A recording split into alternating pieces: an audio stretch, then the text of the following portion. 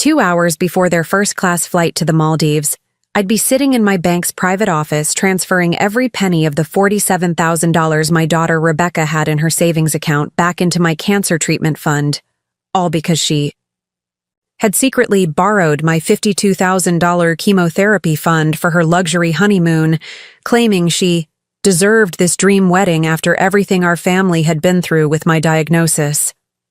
Before we dive into this incredible story of how my own daughter betrayed me during my fight against stage 3 breast cancer and how I made sure she learned the most expensive lesson of her life about stealing from someone's medical fund, make sure to hit that like button, drop a comment telling me what country you're watching from, and subscribe so you never miss stories like this one. Trust me, you're going to want to see what happens when someone steals their cancer-stricken mother's treatment money for vacation photos, especially when that mother has decades of experience in financial planning and knows exactly how to protect her assets. My name is Margaret Chen. I'm 70 years old, and this story begins 18 months ago when I received the breast cancer diagnosis that would not only test my physical strength, but reveal the true character of the daughter I had spent 30 years supporting, educating, and believing in. A diagnosis that would teach me the most painful lesson imaginable about the difference between being loved for who you are and being seen as a personal ATM by someone who shares your DNA. But to understand how I ended up 2 hours before my daughter, Rebecca's first-class flight to the Maldives, sitting in my bank's private office transferring every penny of the $47,000 she had in her savings account back into my cancer treatment fund, all because she had secretly borrowed my $52,000 chemotherapy fund for her luxury honeymoon, claiming she deserved this dream wedding after everything our family had been through with my diagnosis. You need to know who I was before cancer forced me to see my family relationships with brutal clarity. You need to understand the woman who built substantial wealth through 4 decades of disciplined financial planning, only to discover that her own daughter viewed her mother's fight for survival as an inconvenient expense that interfered with vacation budgets.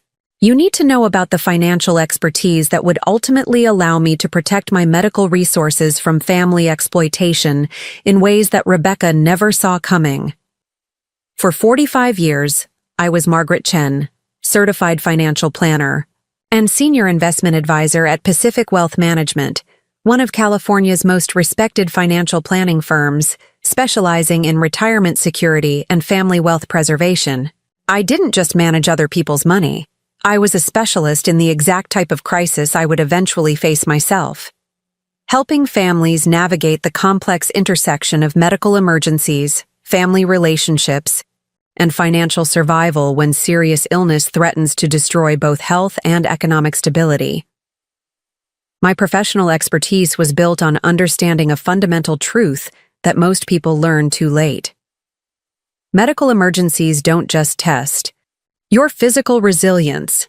They reveal the true character of everyone around you and expose family dynamics that can remain hidden for decades until vulnerability creates opportunities for exploitation that some people simply cannot resist.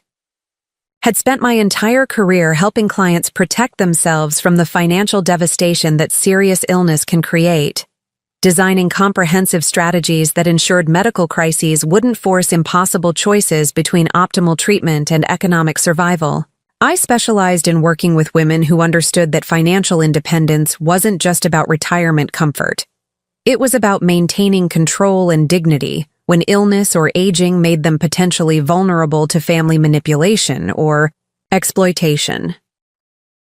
My client base included successful professional women, business owners, divorcees rebuilding their financial lives, and widows who needed to completely restructure their relationship with money and security after major life transitions. These women had learned, often through painful experience, that financial vulnerability during medical crises could attract exactly the wrong kind of attention from family members who viewed illness as an opportunity for financial manipulation, rather than understanding it as a time when love and support should be unconditional. Margaret, my colleague Sandra would often say during our team meetings, you have an uncanny ability to spot family financial dysfunction before it destroys people's medical care options. Your clients always seem to be protected from the kind of exploitation we see destroying other families. What Sandra didn't know was that my expertise in recognizing and preventing family financial manipulation came from growing up in a household where my grandmother had been systematically exploited by relatives who viewed her illness as an opportunity to gain access to her savings, property, and resources, under the guise of helping with medical expenses and family support during difficult times. I had watched my grandmother's cancer treatment decisions being influenced by family members who were more concerned about preserving their inheritance than ensuring she received optimal medical care. I had seen relatives who expressed touching concern about her well-being, while secretly calculating how her medical expenses might affect their eventual financial benefits. I had witnessed family members who presented themselves as devoted caregivers, while gradually gaining control over her finances and using her vulnerability to redirect her resources toward their personal priorities. My grandmother died with suboptimal medical care because family members had convinced her that experimental treatments and advanced therapies were too expensive and probably wouldn't work anyway. While those same family members were using her medical crisis as justification for accessing her savings accounts and liquidating her assets under the pretense of helping manage her affairs during this difficult time. The experience taught me two crucial lessons that would shape both my professional expertise and my personal financial planning. First, medical vulnerability creates opportunities for exploitation that some people will absolutely take advantage of, regardless of their family relationship or previous expressions of love and loyalty. Second, the only protection against medical financial exploitation is maintaining complete control over your resources and making sure that family members never gain access to funds designated for your medical care, regardless of their promises, explanations, or emotional manipulation tactics. I built my career helping other women avoid the kind of medical financial exploitation that had shortened my grandmother's life and compromised her care. I specialized in creating bulletproof financial structures that protected medical funds from family manipulation while ensuring that serious illness couldn't destroy lifetime savings or force treatment decisions based on cost rather than medical necessity. My approach was comprehensive and systematic. Establish dedicated medical emergency funds that family members couldn't access or influence. Maintain complete control over healthcare decision-making and financial management, even during treatment periods. Create legal and financial barriers that prevented family exploitation during times of physical vulnerability, and develop support networks of professional advisors who prioritized medical needs over family financial interests. By the time I turned 65 in 2018, I had not only helped hundreds of clients protect themselves from medical financial exploitation, I had also built my own fortress of financial security that was specifically designed to ensure that cancer or any other serious illness would never compromise my treatment options or make me vulnerable to family manipulation. The foundation of my financial security was a diversified portfolio worth approximately $1.8 million built through decades of disciplined investing in index funds, blue-chip dividend stocks, and carefully selected real estate investments that provided both growth and steady income. Unlike many retirees who concentrated their wealth in retirement accounts or single investment types, I had deliberately spread my assets across multiple account types and investment categories to provide maximum flexibility during medical emergencies. My primary residence was a 3-bedroom craftsman home in Palo Alto that I had purchased in 1985 for $180,000 and had fully paid off by 2010. The house was now worth approximately $2.1 million and provided both housing security and potential liquidation options if major medical expenses ever required accessing home equity. The property was in my name only, with no joint ownership or family member access that could complicate decision-making during medical crises. I also owned a small rental property in Santa Cruz, a 2-bedroom cottage near the beach that I had purchased as an investment in 1995 for $95,000.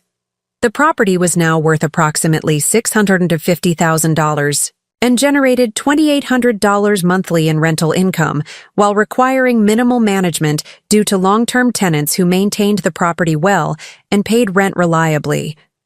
The rental income provided steady cash flow that could support medical expenses without requiring portfolio liquidations.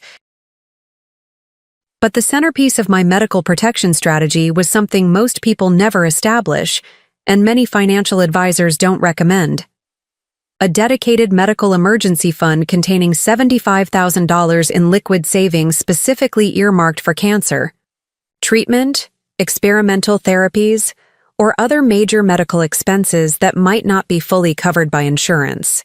This medical fund wasn't part of my general emergency savings or retirement accounts.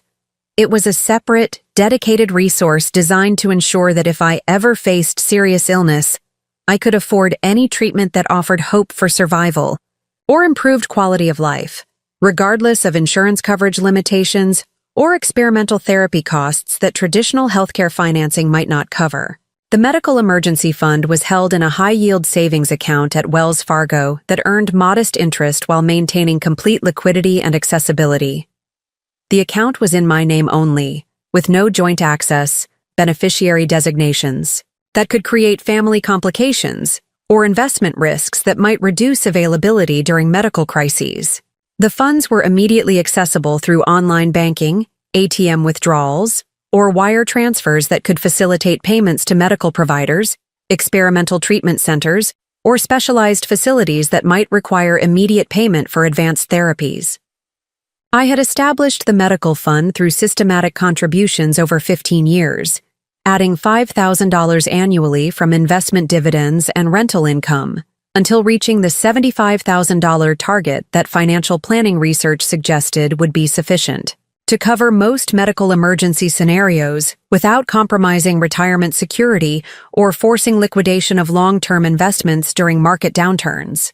The fund represented more than just money. It represented my guarantee that cancer or any other serious illness would never force me to choose between optimal medical treatment and financial survival.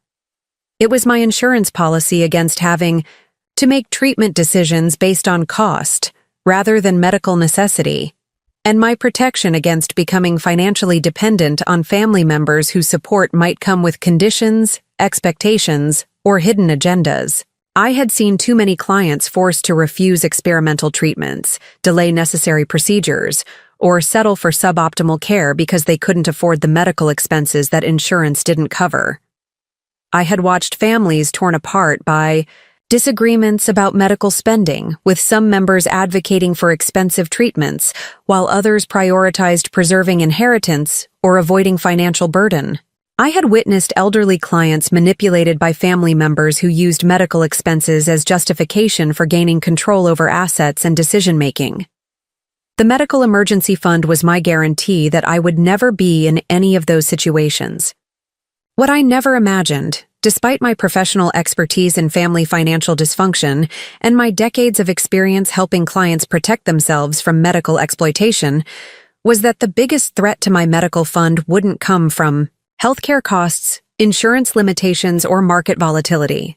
The biggest threat would come from my own daughter, who apparently viewed my cancer diagnosis not as a medical emergency requiring family support and financial protection, but as an opportunity to redirect my medical resources toward her personal lifestyle goals while presenting her theft as family financial planning that would benefit everyone in the long run. But before Rebecca revealed her true character through medical fund exploitation that would ultimately cost her much more than she stole, I would spend the first 70 years of my life believing that I had raised a daughter who shared my values about family loyalty, financial responsibility, and the sacred nature of medical resources designated for life-saving treatment. I was about to learn that 18 months of cancer treatment would teach me more about my daughter's real priorities than 3 decades of motherhood had revealed. I would discover that all my professional expertise in recognizing and preventing family financial exploitation meant nothing when the exploiter was someone I had loved and trusted unconditionally since birth. I would learn that sometimes the people who are supposed to protect you during medical vulnerability are the ones who view your fight for survival as an inconvenient expense that interferes with their vacation plans and lifestyle goals. And I would discover that a mother's love sometimes includes making sure that stealing medical funds from a cancer patient, even when that patient is your own mother, comes with consequences that teach unforgettable lessons about the difference between family loyalty and family exploitation. The stage was being set for a confrontation that would reveal whether my daughter understood the difference between supporting a parent during medical crisis and stealing from a cancer patient for luxury vacation funding. The cancer diagnosis that would test both my physical strength and my family relationships was still several months away.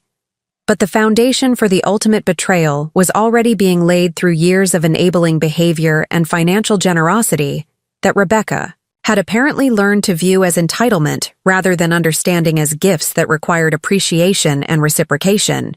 Sometimes the most painful lessons are the ones that teach us the difference between raising children who appreciate sacrifices and raising children who exploit the people who made those sacrifices possible. But before I could learn that lesson, I would first need to face the diagnosis that would change everything and reveal exactly what kind of daughter I had actually raised during 30 years of unconditional love and financial support that she would ultimately view as resources for her personal use rather than understanding as expressions of family loyalty that should be reciprocated during times of medical crisis. The test was coming, and neither Rebecca nor I had any idea how dramatically it would change our relationship forever. But first, I would need to understand what kind of person steals cancer funds from their own mother, and how 30 years of motherhood had somehow failed to teach my daughter that some lines should never be crossed. Regardless of how much money is involved, or how badly someone wants their dream honeymoon, the education was about to begin for both of us. To understand how Rebecca could justify stealing cancer treatment funds from her own mother, you need to understand the relationship foundation I had spent 30 years building with a daughter I believed shared my values about family loyalty, financial responsibility, and supporting each other through life's most challenging moments. You need to know about the sacrifices I made as a single mother to ensure Rebecca had every possible advantage in life. The financial education I provided to teach her the difference between earning money and deserving money, and the countless examples I set about putting family needs before personal wants when someone you love faces genuine crisis or hardship. You need to understand that Rebecca's cancer fund theft wasn't an impulsive mistake made under financial pressure. It was the culmination of character patterns I had somehow failed to recognize despite my professional expertise in identifying people who exploit others' vulnerability for personal gain. But most importantly, you need to know that the woman Rebecca betrayed wasn't someone who had failed to provide opportunities, support, or love. The woman she stole from was someone who had dedicated her entire adult life to ensuring her daughter never experienced the financial insecurity, educational limitations, or family exploitation that had shaped my own childhood and professional mission. Rebecca Elizabeth Chen was born on March 15, 1992, during one of the most challenging periods of my life, when I was simultaneously completing my Certified Financial Planner certification, building my client base at Pacific Wealth Management, and navigating the end of my marriage to her father David, who had proven incapable of handling the responsibilities of parenthood or partnership during the financial pressures of starting a family while building careers. David's departure when Rebecca was 18 months old wasn't devastating, it was clarifying. His inability to prioritize family needs over personal convenience had revealed character flaws that would have eventually damaged both Rebecca's development and my financial security. His absence forced me to become both the provider and nurturer that Rebecca needed, but it also gave me complete control over her upbringing and value development, without the interference of someone whose priorities were fundamentally incompatible with building strong family foundations. Raising Rebecca as a single mother while building my financial planning career wasn't easy, but it was purposeful. Every decision I made was designed to provide her with opportunities I had never had while teaching her the principles of financial responsibility, family loyalty, and personal character that would serve her throughout life. I was determined that Rebecca would never experience the financial insecurity that had marked my own childhood, when my family struggled with medical bills, educational expenses, and the constant stress of living paycheck to paycheck without emergency savings or financial planning that could provide security during crisis periods. I was equally determined that she would never witness the kind of family financial exploitation I had seen destroy my grandmother's final years, when relatives who expressed touching concern about her well-being gradually gained control over her resources and used her medical vulnerability to redirect her assets toward their personal priorities rather than her optimal care. Most importantly, I wanted Rebecca to understand that financial security wasn't something you inherited or deserved based on family relationships. It was something you built through education, hard work, smart planning, and the discipline to prioritize long-term security over short-term gratification. During Rebecca's elementary school years, I established routines and traditions that were designed to teach these values, while providing the stability and support that would help her develop confidence, empathy, and strong character that would serve her well during both successful periods and challenging times when character would be tested. Every Sunday morning, we would review the household budget together, with Rebecca learning how money was allocated for necessities like housing, food, and health care before being divided between savings, education funding, and discretionary spending that could support activities and experiences that enhanced our quality of life. Rebecca, I would explain while showing her our monthly expense categories, the most important thing about money isn't how much you have. It's how wisely you manage what you have and how well you plan for expenses you can't predict but know will eventually happen. Like what kind of expenses? She would ask with the curiosity that made these financial education sessions enjoyable rather than burdensome. Like medical emergencies, car repairs, job changes, or family members who need help during difficult times, I would answer. Smart financial planning means always being prepared to handle problems without having to make bad choices or ask for help that might not be available. These conversations weren't theoretical exercises. They were practical education about the real-world financial decisions that every adult would eventually face. I wanted Rebecca to understand that financial security required ongoing attention and discipline, not just high income or family wealth that might not always be available. I also established the emergency fund lesson tradition, where Rebecca would help me make monthly contributions to our household emergency savings while learning about the different types of crises that emergency funds were designed to handle. This month we're adding $200 to our emergency fund, I would explain, while Rebecca watched me transfer money from checking to savings. This money isn't for vacations or shopping, it's for problems that we hope never happen but need to be prepared for anyway. What if we never have an emergency? Rebecca would ask. Can we use the money for something fun? If we're lucky enough to never face a major emergency, then this money becomes part of our long-term financial security, I would answer. But the purpose of emergency funds isn't to eventually spend them on non-emergencies. It's to provide peace of mind and protection so that when problems do arise, we can handle them without compromising our other goals or having to ask for help. Looking back now, I realized that these conversations were teaching Rebecca about the existence and purpose of emergency funds that would later become targets for her exploitation when my cancer diagnosis created what she apparently viewed as an opportunity to access resources that had been carefully protected for genuine emergencies. But at the time, I believed these lessons were developing her understanding of financial responsibility and the importance of protecting resources designated for specific purposes, especially medical emergencies that could threaten both health and economic stability. During Rebecca's middle school years, I expanded her financial education to include lessons about earning money through work and responsibility rather than receiving money through family generosity that required no effort or appreciation. I established a household job system where Rebecca could earn money for tasks beyond her basic responsibilities as a family member. Regular chores like keeping her room clean, helping with dishes, and maintaining her school supplies were family obligations that didn't earn payment. But additional tasks like organizing closets, helping with yard work, or assisting with my client paperwork could generate income that she could use for personal wants that weren't covered by our family budget. Rebecca, there's a difference between money you earn and money you're given, I explained when introducing the paid task system. Money you earn through work teaches you about the effort required to generate income.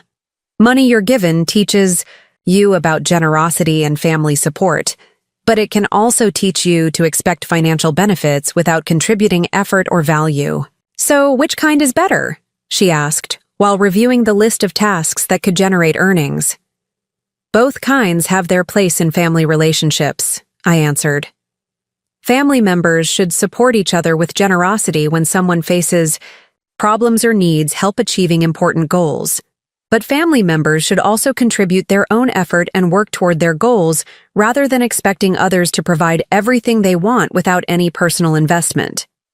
The paid task system was designed to teach Rebecca that money represented effort and value creation rather than entitlement based on family relationships. I wanted her to understand that even within families, financial support should involve some level of reciprocal contribution rather than one-way transfers that could develop into exploitation patterns. I also wanted her to experience the satisfaction and confidence that comes from earning money through your own efforts rather than developing dependency on family financial support that might not always be available or appropriate. During her high school years, I helped Rebecca establish her first savings account and began teaching her about investment principles, compound interest, and long-term financial planning that would serve her throughout her adult life. Rebecca, opening this savings account, isn't just about having a place to keep money, I explained during our trip to Wells Fargo to establish her first independent financial account. It's about beginning to build your own financial security and learning to manage money responsibly. The account required Rebecca to make regular deposits from her part-time job at a local bookstore, maintain minimum balances, and track her expenses, to understand where her money was going and whether her spending aligned with her stated goals and priorities. Every month, we'll review your account statements together, I told her. You'll learn to balance your account, understand bank fees, and see how regular saving can build substantial amounts over time through consistency and patience. How much should I save? She asked while completing the account opening paperwork. Financial advisors recommend saving at least 20% of your income for long-term goals, I answered. But the most important thing is developing the habit of saving regularly rather than spending everything you earn as soon as you get it. These conversations were designed to help Rebecca develop the financial discipline and planning skills that would protect her from the financial stress and poor decision-making that often result from living paycheck to paycheck without emergency savings or long-term financial planning. I also wanted her to understand that financial security required ongoing attention and discipline throughout life, not just during crisis. Periods when poor financial planning made emergency solutions necessary. During Rebecca's college years at UC Davis, where she majored in marketing with a minor in business administration, I continued providing both financial support and financial education designed to help her transition from family-supported student to independent adult with strong financial management skills. I paid her tuition, housing, and essential expenses while requiring her to earn money for discretionary spending through part-time work that would provide practical experience and help her understand the effort required to generate income in competitive job markets. Rebecca, I'm happy to support your education and basic living expenses, I explained when establishing our college financial arrangement. But I want you to experience earning money for your personal wants so you understand the relationship between work and income that you'll need throughout your adult life. This arrangement was designed to provide educational support while maintaining expectations about personal responsibility and work ethic that would serve her well in professional environments after graduation. I also established quarterly financial planning sessions where Rebecca and I would review her expenses, savings progress, and long-term financial goals while discussing strategies for managing money effectively during the transition from student life to professional career development. Every decision you make about money during college is practice for the financial decisions you'll face throughout your adult life, I would explain during these planning sessions. Learning to manage money well now will protect you from financial stress and poor decisions later. But Mom, college is supposed to be fun too, Rebecca would sometimes protest when I encouraged her to prioritize saving over social spending. I don't want to miss out on experiences just to save money I might not even need. Rebecca, the point isn't to avoid all fun or social experiences, I would reply. The point is to make thoughtful decisions about spending that align with your long-term goals and don't compromise your financial security or independence. These conversations were teaching Rebecca about balance between current enjoyment and future security. But looking back now, I wonder if they were also inadvertently teaching her that my financial resources were available to support her goals and preferences, without requiring her to make difficult choices or sacrifices that might limit her lifestyle expectations. After Rebecca's graduation in 2014, I helped her secure her first professional position as a marketing coordinator at Thompson & Associates, a mid-sized advertising agency in San Jose, where she could apply her education while building the professional experience and network that would support her career development. I also helped her establish her first apartment, providing the security deposit and initial furniture that allowed her to live independently while building her own financial foundation through steady employment and responsible money management. Rebecca, this transition to independent adult life is one of the most important periods for your long-term financial success, I explained, when helping her review apartment lease agreements and establish utility accounts. The habits you develop now about budgeting, saving, and managing expenses will determine your financial security for the rest of your life. I know, Mom, she would reply with the confidence of someone who had received excellent financial education, but hadn't yet faced the practical challenges of managing all life expenses independently.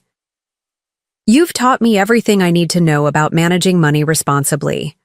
Looking back now, I realize that Rebecca's confidence about financial management was based on theoretical knowledge, rather than practical experience, with making difficult choices between competing financial priorities when resources are limited. And every spending decision has consequences for other financial goals. I had provided her with excellent financial education, but I had also protected her from experiencing the financial stress and difficult choices that teach the deepest lessons about the importance of protecting resources designated for specific purposes, especially emergency funds that could be crucial during medical crises or other situations where family support might not be available or appropriate. During the 5 years between Rebecca's college graduation and my cancer diagnosis, I watched her build what appeared to be a successful independent life, with steady career advancement, responsible financial management, and strong personal relationships that seemed to demonstrate she had internalized the values and principles I had worked so hard to teach her. She advanced from marketing coordinator to senior marketing specialist to marketing manager, with corresponding salary increases that improved her financial security and independence. She maintained her own apartment, managed her expenses responsibly, and even began contributing to a retirement account that demonstrated long-term financial planning skills. She also maintained regular contact with me through weekly phone calls, monthly dinners, and holiday celebrations that seemed to demonstrate genuine appreciation for our relationship and the support I had provided throughout her education and early career development.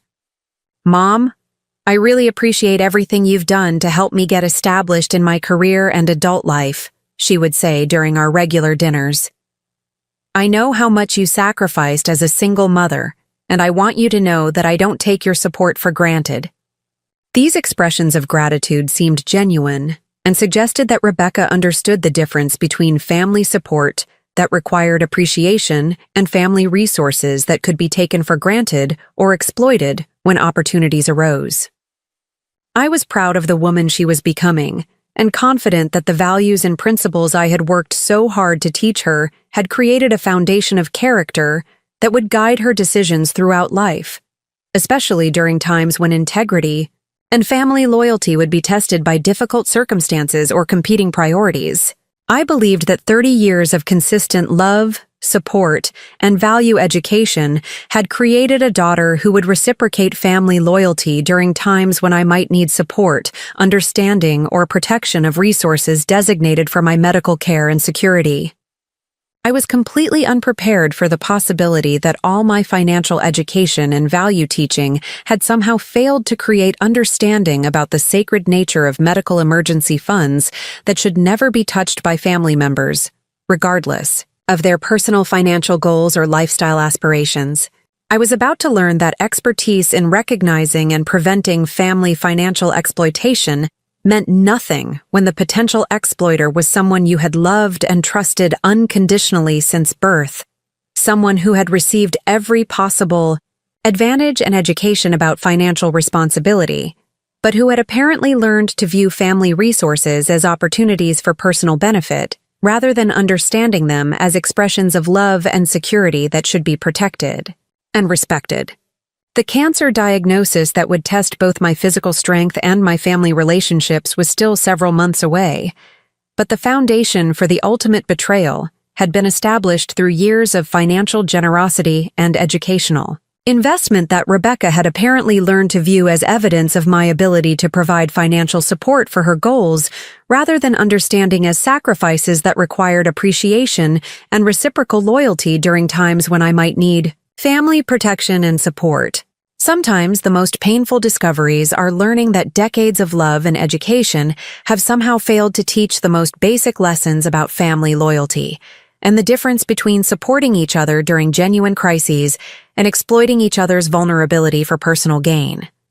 But before I could learn that devastating lesson, I would first need to face the diagnosis that would change everything and reveal exactly what kind of daughter I had actually raised during 30 years of unconditional love and financial sacrifice, that she would ultimately view as resources for her personal use, rather than understanding as investments in family relationships that should provide mutual support during life's most challenging periods. The test was coming, and neither Rebecca nor I understood how dramatically it would reveal the true foundation of our relationship, and whether all my efforts to teach financial responsibility and family loyalty had actually succeeded in creating the character I thought I had developed in my daughter.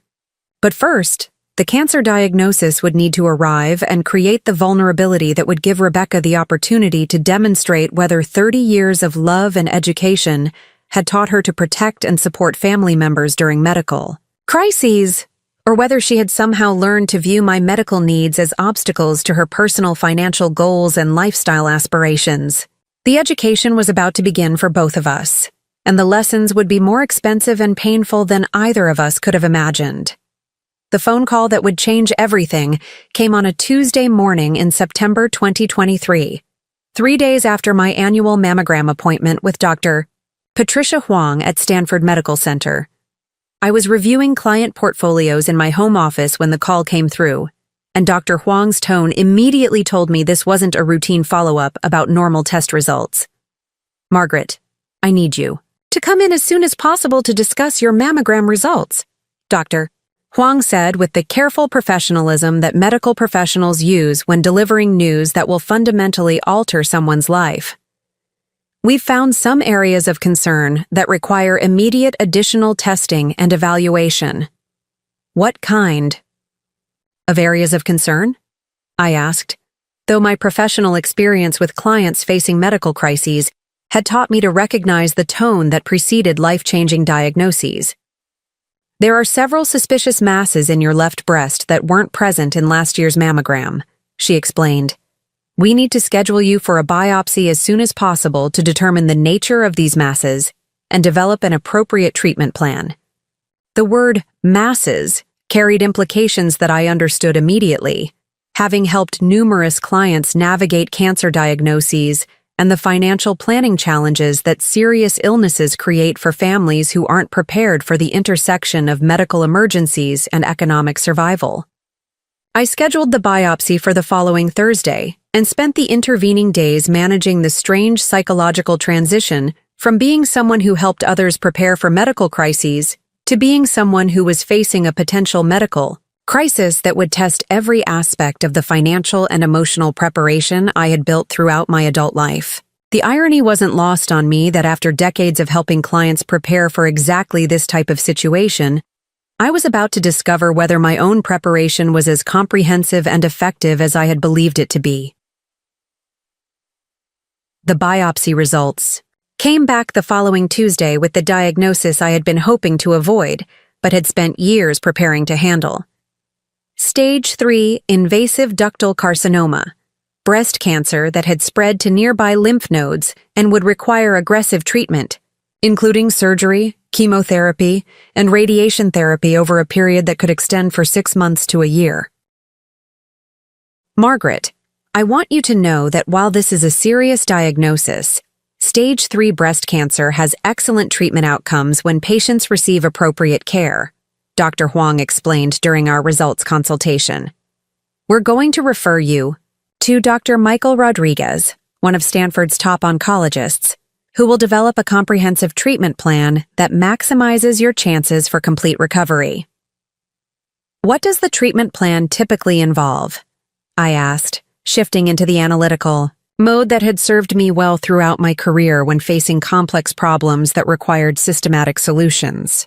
We'll start with neoadjuvant chemotherapy to shrink the tumors before surgery, Dr. Huang explained. This will be followed by a lumpectomy or mastectomy depending on how well the tumors respond to chemotherapy, then additional chemotherapy, and radiation therapy to eliminate any remaining cancer cells and prevent recurrence. And what's the timeline for this treatment process?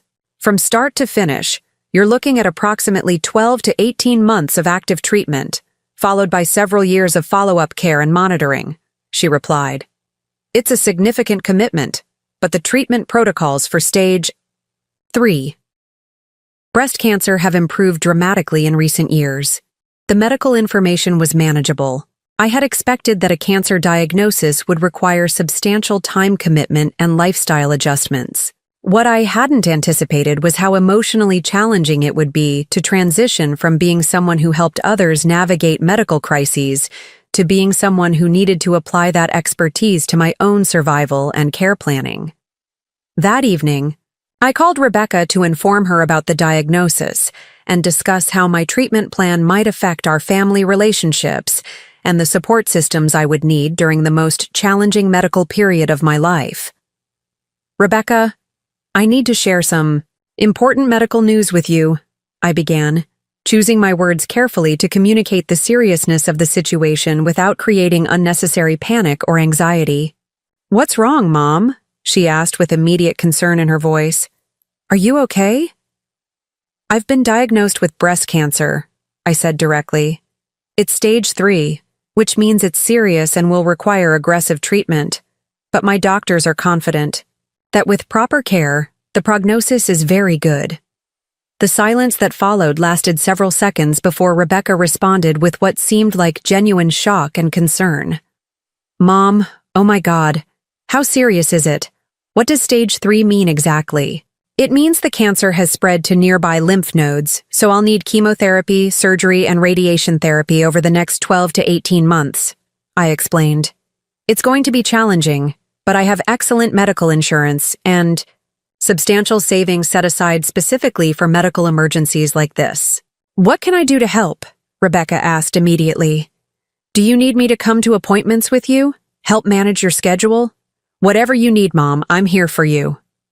Her initial response seemed to demonstrate exactly the kind of family support and loyalty I had hoped to receive during this medical crisis. She sounded genuinely concerned about my well-being and appeared ready to prioritize my medical needs over her personal convenience or commitments. Right now, I'm still learning about the treatment plan and what kind of support I'll need, I replied. But knowing that you're available and willing to help means more to me than you know. This is going to be a challenging period for our family. Mom, you've always been there for me when I needed support, Rebecca said with emotion in her voice. Of course I'm going to be here for you during this. We're family, and family takes care of each other." These words seem to confirm that 30 years of teaching family values and mutual support had successfully created a daughter who understood the importance of prioritizing family needs during medical crises. I felt grateful and relieved to know that I wouldn't be facing cancer treatment alone or without family support from the person who mattered most to me.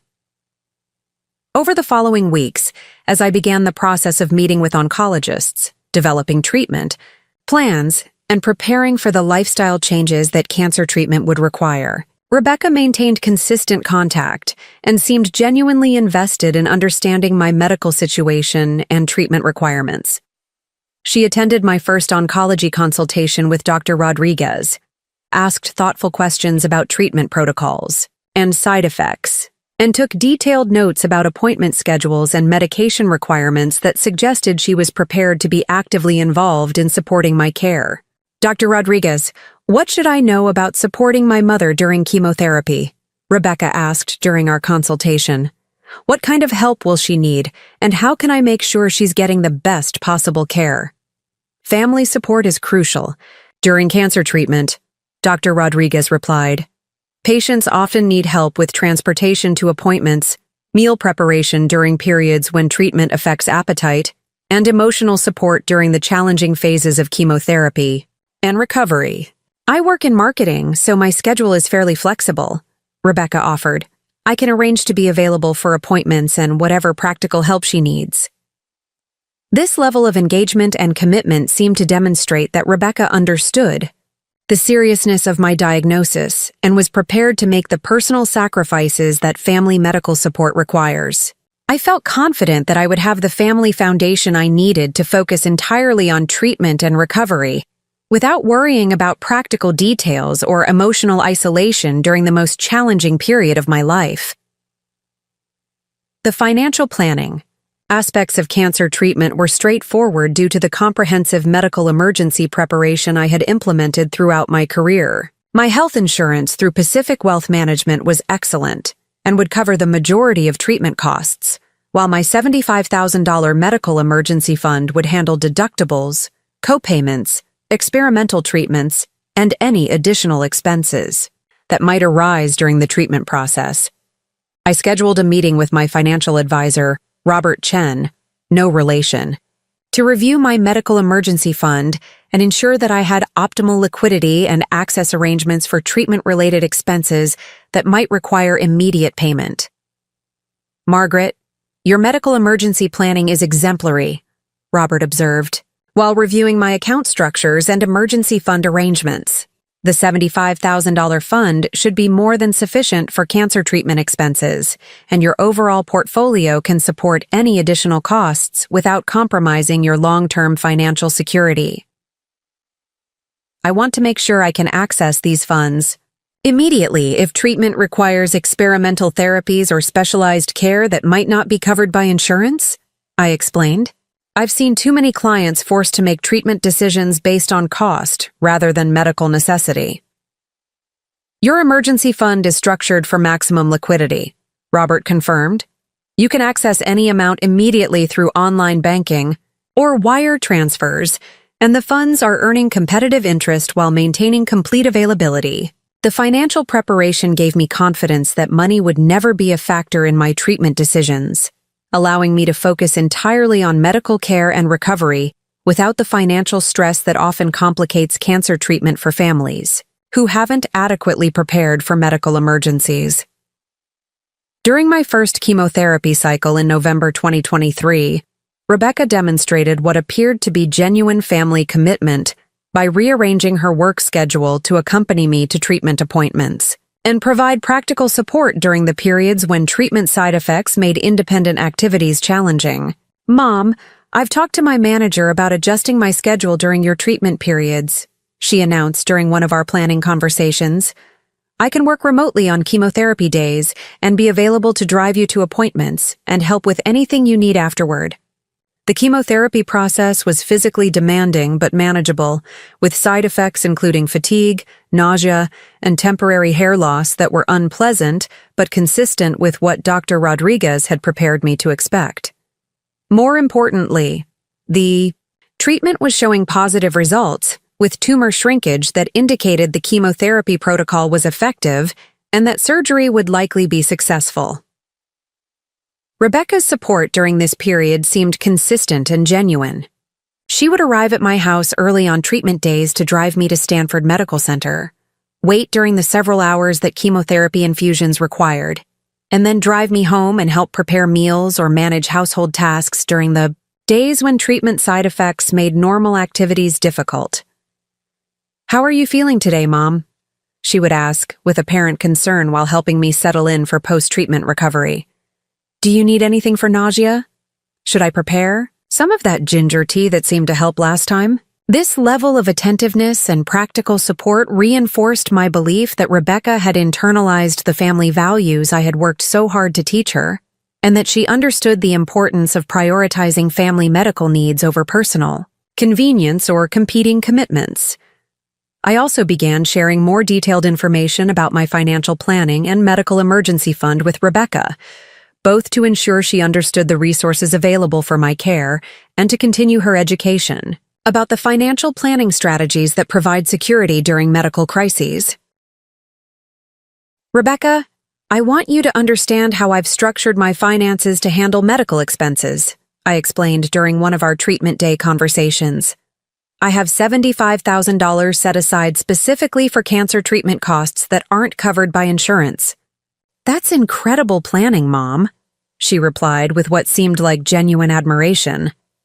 "Most people don't have that kind of preparation for medical emergencies." "This fund represents 15 years of careful savings specifically for medical crises," I continued. "It's separate from my other savings and investments so that cancer treatment never forces me to compromise my retirement security or make treatment decisions based on cost." "Where do you keep the medical fund?" Rebecca asked. "Is it easily accessible when you need to pay for treatments or medications?" "It's in a dedicated savings account at Wells Fargo that I can access immediately through online banking or wire transfers," I explained. "The money is completely liquid and available whenever treatment expenses arise." At the time, I interpreted Rebecca's questions as evidence of her genuine interest in understanding my financial planning and her concern about ensuring I had adequate resources for optimal medical care. I was pleased that she seemed to appreciate the importance of financial preparation for medical emergencies, and proud that she was learning about the strategies that provide security during health crises. Looking back now, I realized that Rebecca's detailed questions about my medical fund location, access methods, and account structure were gathering intelligence that would later enable her to exploit my medical resources for her personal benefit while presenting her theft as family financial planning that would benefit everyone in the long run. But during the early months of cancer treatment, I interpreted her questions as evidence of family loyalty and financial education rather than recognizing them as reconnaissance for future exploitation of my medical vulnerability. By January 2024, my treatment was progressing well with excellent tumor response to chemotherapy and a surgical plan that would likely result in complete cancer removal, followed by radiation therapy and ongoing monitoring. Dr. Rodriguez was optimistic about my prognosis and confident that the aggressive treatment approach was providing the best possible chances for long-term survival and recovery. "Margaret, your response to treatment has been excellent," Dr. Rodriguez reported during our monthly progress consultation. "The tumors have shrunk significantly, and we're on track for surgery in March, followed by a final round of chemotherapy and radiation therapy." "What's the long-term prognosis?" I asked, hoping for confirmation that the challenging treatment process was providing the security and recovery prospects that justified the time, expense, and physical demands of cancer care. "With your excellent response to treatment and the aggressive approach we've taken, I'm very optimistic about your long-term prognosis," he replied. "Many patients with similar presentations achieve complete remission and live normal, healthy lives for decades after treatment." This positive medical news was encouraging and reinforced my confidence that the comprehensive financial planning and medical emergency preparation I had implemented was providing exactly the security and treatment options that serious illness required. Rebecca seemed genuinely pleased about the positive treatment progress and continued providing practical support that appeared to demonstrate ongoing family commitment to my medical care and recovery.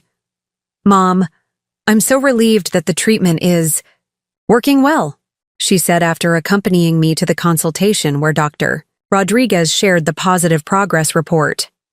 "You've been so strong throughout this process, and it's wonderful to know that the hard work is paying off.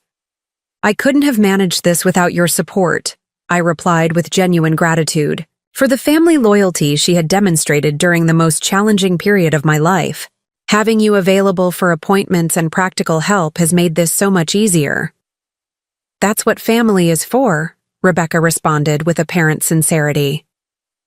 "You've always been there for me, and I'm honored to be here for you during this." These expressions of family loyalty and mutual support seemed to confirm that the relationship foundation I had built with Rebecca was strong enough to handle medical crises, and that the values I had taught her about prioritizing family needs during emergencies had successfully guided her behavior during my cancer treatment. I felt confident that we had successfully navigated the most challenging aspects of my cancer diagnosis and treatment, while strengthening our family relationship and demonstrating the importance of mutual support during times when life's difficulties test character and family loyalty.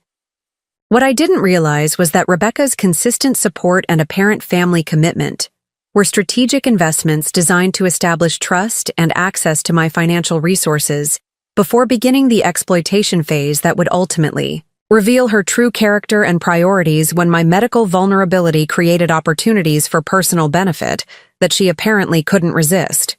I was about to learn that expertise in recognizing family financial exploitation meant nothing when the potential exploiter had spent months building trust and demonstrating support that appeared genuine but was actually designed to position herself for access to medical resources that she viewed as opportunities for personal use, rather than understanding as funds designated for life-saving treatment. The foundation for the ultimate betrayal was being carefully established through months of apparent family loyalty that I interpreted as evidence of successful character development rather than recognizing as preparation for exploitation that would ultimately cost Rebecca much more than she gained through medical fund theft. But first, Rebecca would need to introduce the financial pressures and personal goals that would eventually justify her decision to steal cancer treatment funds for luxury vacation expenses while presenting her theft as family financial planning that would benefit everyone rather than acknowledging it as exploitation of medical vulnerability for personal gain. The transition from genuine family support to calculated medical fund exploitation was about to begin, and neither Rebecca nor I understood how dramatically it would change our relationship and teach both of us expensive lessons about the difference between family loyalty and family manipulation during times of medical crisis and vulnerability. The stage was being set for the confrontation that would reveal whether Rebecca understood the sacred nature of medical emergency funds or whether she had learned to view my cancer treatment as an inconvenient expense that interfered with her lifestyle goals and vacation plans. The education was about to become much more expensive for both of us than either of us could have imagined. The first sign that my cancer treatment might not remain Rebecca's primary focus came in February 2024, just 3 months into my chemotherapy regimen, when she announced during one of our treatment day conversations that she had been dating someone seriously for several months, but hadn't mentioned him because she didn't want to add relationship drama to everything you're dealing with. Right now, "Mom, there's something I've been wanting to share with you," Rebecca said while driving me home from my weekly chemotherapy session at Stanford Medical. "I've been seeing someone for about 4 months now, and it's gotten pretty serious." "That's wonderful, Rebecca," I replied, genuinely pleased that she was building meaningful relationships despite the demands of supporting me through cancer treatment. "Tell me about him. What's his name? How did you meet?" "His name is Tyler Matthews, and we met through a friend at work," she explained with obvious excitement about sharing this news. "He's 29, works in tech sales for a startup in San Francisco, and he's really incredible. I think you're going to love him." "I'd love to meet him," I said. Why don't you invite him for dinner next week? I'm feeling much better between treatment cycles, and it would be nice to get to know someone who's important to you. Actually, that's kind of what I wanted to talk to you about, Rebecca continued, her tone shifting to something more serious. Tyler has been really supportive about me spending so much time helping with your treatment, but I'm starting to feel like I haven't been giving our relationship the attention it deserves. This comment immediately caught my attention, suggesting that Rebecca was beginning to view my medical support as a burden that was interfering with her personal relationships, rather than understanding it as a temporary family responsibility during a medical crisis. Rebecca, I hope you don't feel like I'm taking too much of your time, I said carefully. I appreciate all your support, but I don't want my treatment to interfere with your personal life or relationships. It's not that you're taking too much time, she replied quickly. It's just that Tyler sometimes feels like he's competing with your medical needs for my attention, and I want to make sure I'm balancing everything properly. The fact that Tyler viewed my cancer treatment as competition for Rebecca's attention, rather than understanding it as a temporary medical emergency requiring family support, suggested character concerns that reminded me of my professional experience, with partners who resented family obligations and medical responsibilities that interfered with their personal priorities. Well, relationships do require time and attention, I acknowledged diplomatically. But I would hope that someone who cares about you would understand that family medical emergencies sometimes require temporary adjustments to social and relationship schedules. Oh, Tyler totally understands that, Rebecca assured me. He's been really supportive. It's just that we're starting to think seriously about our future together, and we want to make sure we're building a strong foundation for our relationship. Over the following weeks, I began to notice subtle changes in Rebecca's availability and attention during my treatment periods that suggested her relationship with Tyler was indeed affecting her priorities and commitment to providing family medical support. She started arriving later for treatment day transportation, explaining that she had spent the night at Tyler's apartment and had to coordinate schedules before coming to help me. She began checking her phone more frequently during chemotherapy sessions, often texting with Tyler about their evening plans or weekend activities that seemed to take precedence over our post-treatment recovery time. Most concerning, she started making comments about my treatment timeline that suggested she was viewing my cancer care as an inconvenience that was lasting longer than she had expected or wanted to accommodate. Mom, Dr. Rodriguez mentioned that your treatment might extend into the summer, she said during one of our March appointments. Tyler and I were hoping to take some trips together once the weather gets nicer, and I'm wondering how that might work with your treatment schedule. Rebecca, cancer treatment timelines aren't flexible based on vacation preferences, I replied, shocked that she was considering vacation planning while I was still in active chemotherapy. My treatment will continue as long as medically necessary, regardless of anyone's travel plans.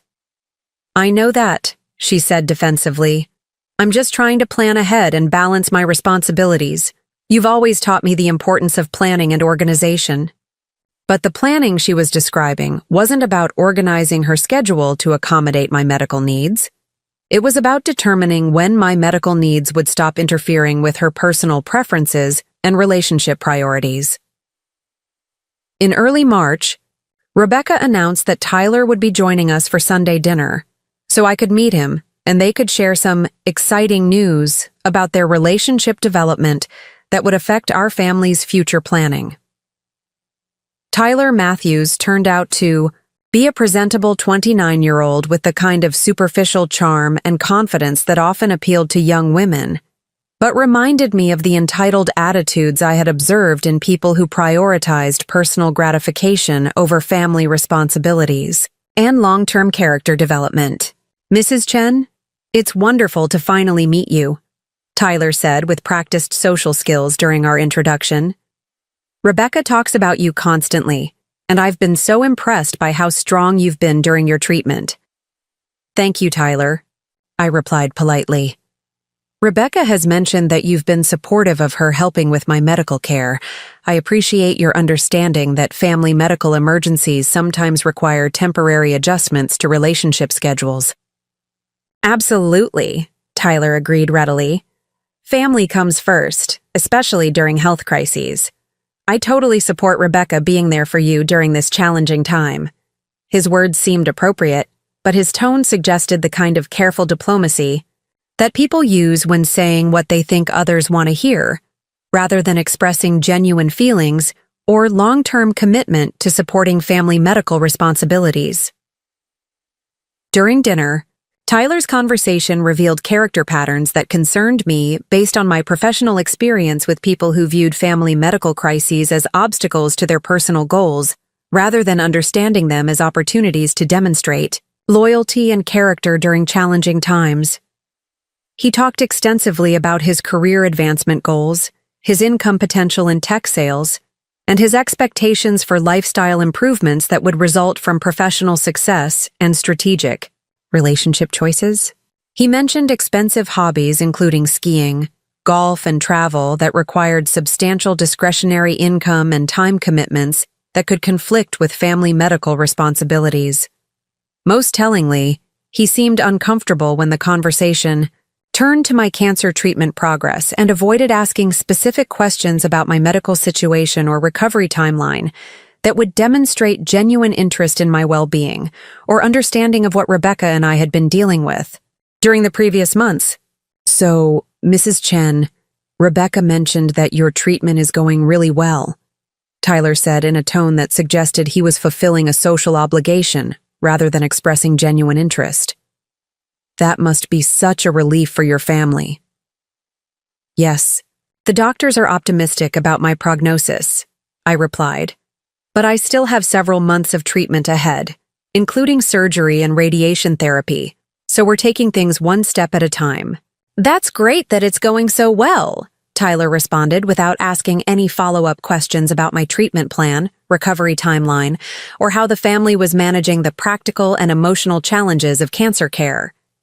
His lack of curiosity about my medical situation suggested either complete discomfort with illness and medical realities, or indifference about family health crises that didn't directly affect his personal interests and lifestyle preferences.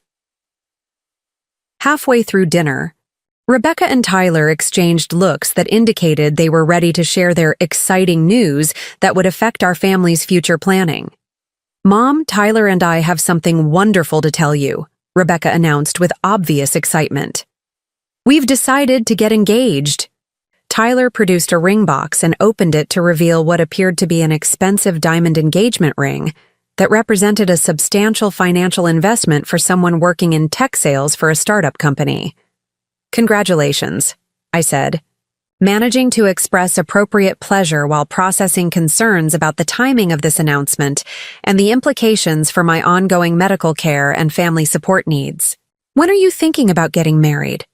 We're hoping for a fall wedding, Rebecca replied enthusiastically. October would be perfect. The weather will still be nice, and it should give us enough time to plan everything properly. October of this year? I asked, realizing that their proposed wedding timeline would coincide with my radiation therapy and recovery period. That's only 7 months away. Are you sure you want to plan a wedding while I'm still in active cancer treatment? Mom, your treatment should be mostly finished by fall, Rebecca said with optimism that seemed to prioritize wedding planning over medical realities. Dr. Rodriguez said you'd be done with chemotherapy by summer, and radiation therapy is much easier than chemo.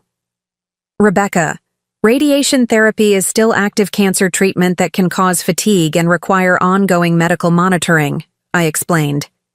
And recovery from cancer treatment isn't something that follows exact timelines or convenient scheduling, but you'll be feeling so much better by fall, Tyler interjected with confidence about medical predictions that seemed inappropriate from someone with no healthcare expertise.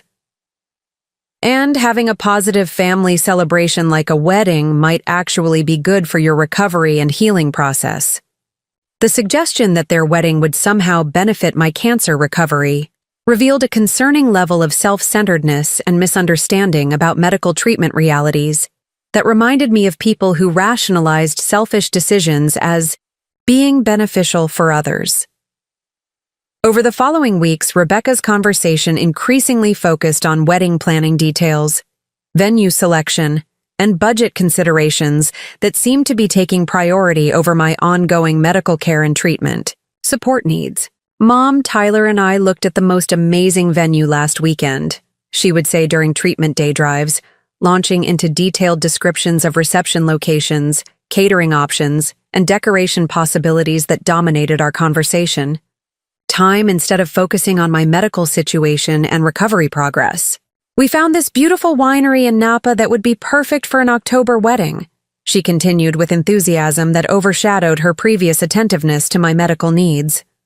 The only issue is that they require a substantial deposit to hold the date, and we're trying to figure out the best way to manage wedding expenses. The mention of wedding expenses and financial planning began a pattern of conversation that would gradually reveal Rebecca's expectations about my financial contribution to her wedding costs and her apparent assumption that my medical emergency fund could be accessed for non-medical purposes that would benefit her personal goals. Wedding costs can certainly add up quickly, I replied carefully. What kind of budget are you and Tyler working with? Well, that's something we were hoping to discuss with you, Rebecca said in a tone that suggested this conversation had been planned and rehearsed.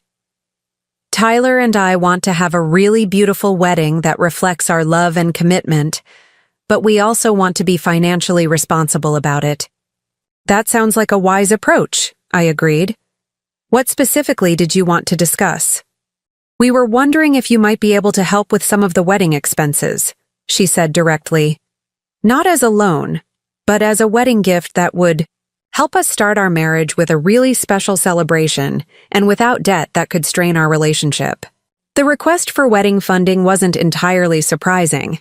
Many parents contribute to their children's wedding expenses as expressions of love and support for their marriage. But the timing of this request, while I was still in active cancer, treatment and managing substantial medical expenses suggested priorities that concerned me. Rebecca, I'm certainly willing to discuss contributing to your wedding, I said carefully, but right now, my focus needs to be on my medical treatment and recovery. Wedding planning discussions might be premature while I'm still dealing with cancer care. Of course, Mom, she agreed quickly. We're not trying to rush anything or add stress to your treatment. We just wanted to start the conversation so we can all plan appropriately. But her mention of planning appropriately and her increasing focus on wedding expenses rather than my medical needs suggested that Rebecca was beginning to view my cancer treatment as a temporary inconvenience that should be managed around her wedding plans rather than understanding her wedding as something that should be planned around my medical recovery timeline. During my March surgery consultation with Dr. Rodriguez, Rebecca's questions revealed a concerning shift in priorities that focused more on treatment timeline predictions than on optimal medical outcomes and recovery planning. Dr. Rodriguez, what's the latest Mom could potentially be having surgery? Rebecca asked during the consultation. We're trying to plan some important family events for later this year. Rebecca, surgical timing should be based on optimal medical outcomes, not social scheduling. I interjected, shocked that she was asking my oncologist to adjust treatment timing for her convenience. I understand that medical needs come first, she replied defensively. I'm just trying to understand the timeline so we can plan other things appropriately. Dr. Rodriguez looked uncomfortable with the question, but answered professionally. Mrs. Chen's surgery will be scheduled based on her response to chemotherapy and optimal medical timing. Family events should be planned around medical needs, not the reverse. After the consultation, I had a serious conversation with Rebecca about priorities, medical treatment realities, and the importance of understanding that cancer care timeline couldn't be adjusted for social convenience or wedding planning. Rebecca, I'm concerned that you're beginning to view my cancer treatment as something that should be scheduled around your wedding plans, I said directly. Cancer treatment timing is determined by medical necessity, not family social events. Mom, I'm not asking you to change your medical treatment, she protested. I'm just trying to understand the timeline so Tyler and I can plan our wedding appropriately. but appropriate wedding planning would involve choosing dates that accommodate my treatment schedule, not asking my doctors to provide treatment timelines that accommodate your preferred wedding dates, I replied.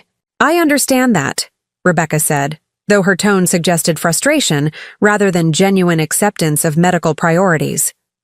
I just want to plan a beautiful wedding while also being supportive of your treatment. This conversation revealed a fundamental shift in Rebecca's approach to my cancer care. From prioritizing my medical needs to managing them around her personal goals and relationship commitments. The change was subtle but significant, and it foreshadowed more dramatic priority shifts that would eventually lead to her viewing my medical resources as funding sources for her wedding and honeymoon expenses. By April 2024, Rebecca's wedding. Planning had intensified to the point where most of our conversations involved venue selections, catering decisions, dress shopping, and budget discussions that increasingly dominated her attention during times that had previously been focused on my medical care and treatment support. Mom, Tyler, and I need to make some major decisions about wedding expenses, she announced during one of our treatment day conversations. The venue requires a $15,000 deposit by the end of next month, and we're trying to figure out the best way to handle that along with all the other wedding costs. What's your total wedding budget? I asked, realizing that I needed to understand the scope of their financial expectations before this conversation progressed further. We're looking at approximately $45,000 for everything, Rebecca replied. That includes the venue, catering, flowers, photography, music, and our honeymoon in the Maldives. The inclusion of honeymoon expenses in their wedding budget request was particularly concerning, suggesting that Rebecca viewed wedding-related financial support as extending beyond the wedding celebration itself to include luxury vacation funding that had nothing to do with the marriage ceremony or family celebration. Rebecca, $45,000 is a substantial amount of money, I said carefully. What portion of that are you and Tyler able to cover yourselves? Tyler has about $8,000 saved, and I have $12,000 in my savings account, she replied.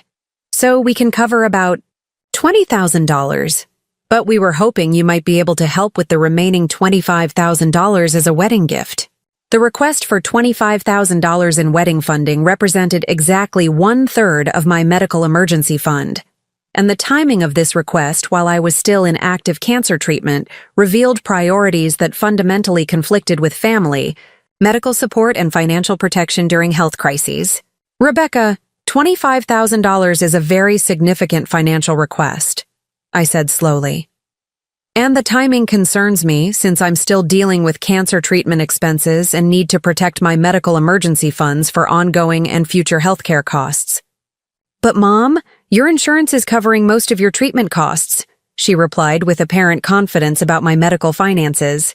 And you told me you have $75,000 set aside specifically for medical expenses. Using $25,000 for my wedding wouldn't affect your medical care at all. The casual way Rebecca discussed accessing my medical emergency fund for wedding expenses revealed a fundamental misunderstanding about the purpose and protection of medical resources during cancer treatment. More troubling, it suggested that she viewed my medical fund not as sacred money designated for life-saving treatment, but as family money that could be accessed for personal celebrations and lifestyle expenses. Rebecca, that $75,000 is designated specifically for medical emergencies and cancer treatment expenses, I explained firmly. It's not family money that can be used for weddings, vacations, or other non-medical purposes. I understand that it's your medical fund, she replied with subtle defensiveness. But I'm not asking you to give me money you need for treatment. I'm asking for a wedding gift that would help your daughter start her marriage without debt and financial stress. The conversation revealed that Rebecca had developed expectations about Well, that's something we were hoping to discuss with you, Rebecca said in a tone that suggested this conversation had been planned and rehearsed. Tyler and I want to have a really beautiful wedding that reflects our love and commitment, but we also want to be financially responsible about it. That sounds like a wise approach, I agreed. What specifically did you want to discuss? We were wondering if you might be able to help with some of the wedding expenses, she said directly. Not as a loan, but as a wedding gift that would help us start our marriage with a really special celebration and without debt that could strain our relationship. The request for wedding funding wasn't entirely surprising. Many parents contribute to their children's wedding expenses as expressions of love and support for their marriage. But the timing of this request, while I was still in active cancer, treatment and managing substantial medical expenses, suggested priorities that concerned me. "Rebecca, I'm certainly willing to discuss contributing to your wedding," I said carefully. "But right now, my focus needs to be on my medical treatment and recovery. Wedding planning discussions might be premature while I'm still dealing with cancer care." "Of course, Mom," she agreed quickly. "We're not trying to rush anything or add stress to your treatment. We just wanted to start the conversation so we can all plan appropriately." But her mention of planning appropriately and her increasing focus on wedding expenses rather than my medical needs suggested that Rebecca was beginning to view my cancer treatment as a temporary inconvenience that should be managed around her wedding plans rather than understanding her wedding as something that should be planned around my medical recovery timeline. During my March surgery consultation with Dr. Rodriguez, Rebecca's questions revealed a concerning shift in priorities that focused more on treatment time. "The problem is that postponing our wedding would also mean postponing our honeymoon and some of the other life plans we've been making together," Rebecca continued. "Tyler is starting to question whether my family really supports our relationship and our future together." The suggestion that Tyler was questioning our family's support based on my refusal to fund their wedding during my cancer treatment revealed both his character and Rebecca's willingness to use relationship pressure as financial manipulation. "Rebecca, any partner who would question family support because a cancer patient protects her medical emergency fund is someone whose character you should be questioning," I replied, hoping she would recognize the problematic nature of Tyler's apparent expectations. "Tyler isn't questioning your medical needs," she said defensively. "He's questioning whether you really want to see me happy and successful in my marriage." This reframing of medical fund protection as opposition to her happiness revealed the extent to which Rebecca had distorted the situation to justify accessing my medical resources for her personal lifestyle goals. The breaking point came on September 15th, 2024, exactly 2 weeks before Rebecca and Tyler's planned departure for their honeymoon in the Maldives. A honeymoon that I had no idea she had already booked and funded using money stolen from my cancer treatment fund. Was reviewing my monthly bank statements when I noticed a $52,000 withdrawal from my medical emergency fund that had been made through online banking using access credentials that only I should have possessed. The withdrawal had been made 3 days earlier on September 12th and was listed as a wire transfer to Luxury Travel Specialists with a transaction note that read, "R&T Maldives Honeymoon Package, Final Payment." For several minutes I stared at the bank statement in complete shock, unable to process that my own daughter had somehow gained access to my medical emergency fund and stolen $52,000 to pay for her luxury honeymoon while I was still in active cancer treatment. The theft represented nearly 70% of my carefully protected medical emergency fund that had been designated specifically for cancer treatment expenses, unexpected medical costs, and the financial security I needed during ongoing health crises. But more devastating than the financial theft was the realization that Rebecca had been systematically planning to steal my medical fund while simultaneously providing false emotional support and fabricated family loyalty during my cancer treatment. I immediately called Wells Fargo to report the unauthorized transaction and begin the process of investigating how Rebecca had gained access to my protected medical emergency account. "Mrs. Chen, I'm reviewing your account activity, and this wire transfer was initiated using your online banking credentials with proper authentication," the fraud specialist explained. "Do you have reason to believe someone else has access to your banking information?" "Yes. I believe my daughter has somehow accessed my account without authorization and stolen money designated for my cancer treatment," I replied, the words feeling surreal as I spoke them. "I'm sorry to hear about this situation," the specialist said with appropriate concern. "We'll need to file a formal fraud report and begin investigating how your account credentials were compromised. Can you reverse the wire transfer immediately? I asked, hoping the money could be recovered before Rebecca and Tyler completed their theft and left for their stolen honeymoon. Unfortunately, wire transfers to external accounts can't be reversed without the recipient's cooperation, she explained.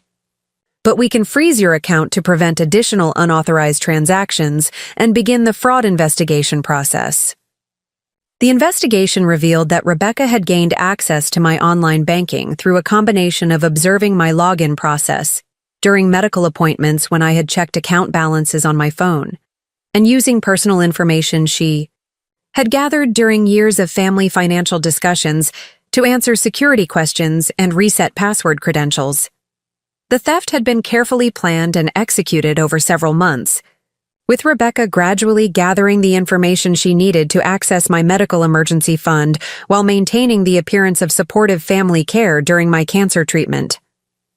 More shocking was the discovery that the $52,000 theft was just the final payment for a luxury honeymoon package that Rebecca and Tyler had been booking and planning for months while I was undergoing chemotherapy and preparing for cancer surgery.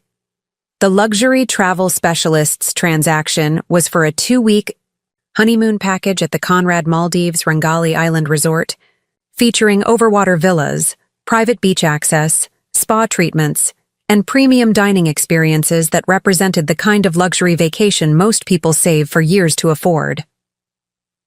Rebecca had not only stolen my cancer treatment fund to pay for her honeymoon, she had stolen it to fund the most expensive and luxurious vacation she could find, treating my medical emergency resources as her personal luxury spending account. That afternoon, I drove to Rebecca's apartment to confront her about the theft and demand immediate return of my stolen medical fund before she could complete her honeymoon plans and make recovery of the money even more difficult. Rebecca, I need to speak with you immediately about unauthorized access to my bank account, I said, when she answered her door, trying to maintain composure while processing the magnitude of her betrayal. What do you mean?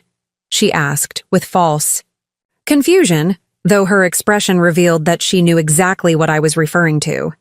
You stole $52,000 from my cancer treatment fund to pay for your honeymoon, I stated directly. I have bank records showing the wire transfer to luxury travel specialists, and I want that money returned immediately. The silence that followed lasted several seconds before Rebecca responded with a combination of defensiveness and attempted justification that revealed she had prepared explanations for this confrontation. Mom, I didn't steal anything, she said with false indignation. I borrowed money from your medical fund to pay for wedding expenses, and I'm planning to pay it back after Tyler and I get settled in our marriage. Rebecca, you accessed my account without permission and took money designated for my cancer treatment, I replied, shocked by her attempt to reframe theft as borrowing. That's called stealing, regardless of your repayment intentions. But Mom, you have way more money in that account than you're actually using for medical expenses, she argued, revealing that she had been monitoring my medical spending and calculating how much she could steal without immediately affecting my treatment. I knew you wouldn't miss the money right away. The casual admission that she had been systematically planning to steal my medical fund while calculating how to avoid immediate detection revealed a level of calculated betrayal that was more devastating than the financial theft. The problem is that postponing our wedding would also mean postponing our honeymoon and some of the other life plans we've been making together, Rebecca continued. Tyler is starting to question whether my family really supports our relationship and our future together. The suggestion that Tyler was questioning our family's support based on my refusal to fund their wedding during my cancer treatment revealed both his character and Rebecca's willingness to use relationship pressure as financial manipulation. Rebecca, any partner who would question family support because a cancer patient protects her medical emergency fund is someone whose character you should be questioning, I replied, hoping she would recognize the problematic nature of Tyler's apparent expectations. Tyler isn't questioning your medical needs, she said defensively. He's questioning whether you really want to see me happy and successful in my marriage. This reframing of medical fund protection as opposition to her happiness revealed the extent to which Rebecca had distorted the situation to justify accessing my medical resources for her personal lifestyle goals. The breaking point came on September 15, 2024, exactly 2 weeks before Rebecca and Tyler's planned departure for their honeymoon in the Maldives. A honeymoon that I had no idea she had already booked and funded using money stolen from my cancer treatment fund. Was reviewing my monthly bank statements when I noticed a $52,000 withdrawal from my medical emergency fund that had been made through online banking using access credentials that only I should have possessed. The withdrawal had been made 3 days earlier on September 12th and was listed as a wire transfer to Luxury Travel Specialists with a transaction note that read, R&T Maldives Honeymoon Package, Final Payment. For several minutes, I stared at the bank statement in complete shock, unable to process that my own daughter had somehow gained access to my medical emergency fund and stolen $52,000 to pay for her luxury honeymoon while I was still in active cancer treatment. The theft represented nearly 70% of my carefully protected medical emergency fund that had been designated specifically for cancer treatment expenses, unexpected medical costs, and the financial security I needed during ongoing health crises.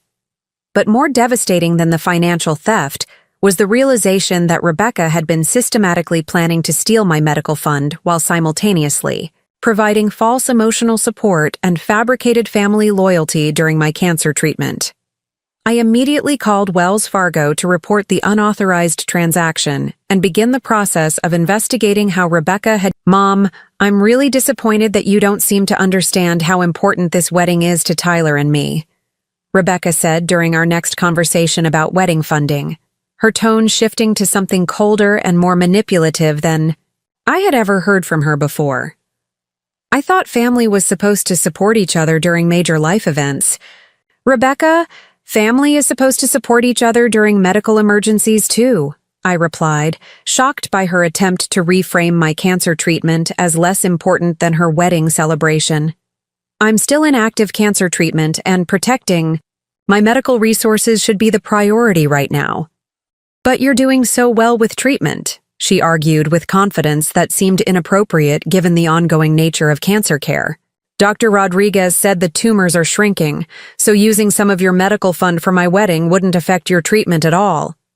This casual dismissal of my ongoing medical needs revealed a fundamental shift in Rebecca's understanding of our relationship priorities that concerned me far more than her specific financial request. She was treating my cancer diagnosis as a resolved issue rather than understanding it as an ongoing medical emergency that required continued financial protection and family support.